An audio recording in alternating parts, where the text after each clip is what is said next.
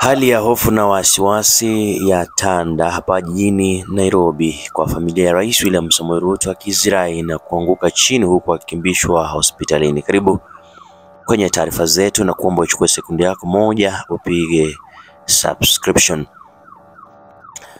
Mapema leo hii asubuhi, Rais William Samoei Ruto alipata hitilafu ya moyo ambapo alizirai na kuanguka chini katika makao makuu ya State House hapa jijini Nairobi.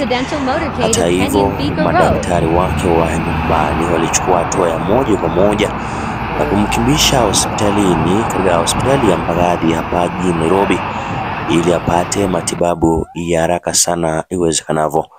Mapema miaka miwili iliyopita, kiongozi huyo wa taifa alionekana kuvimba miguu yake, swala lililoibua hisia kali, huku wengi wakisema huenda anaugua ugonjwa wa leukemia. Hata hivyo, anatarajiwa kupeperushwa moja kwa moja hadi Ujerumani kwa matibabu zaidi ili aweze kuwa na afya nzuri ya kuongoza wa Kenya. Kutoka hapa Erran Media tunamtakia afueni haraka sana iwezekanavyo.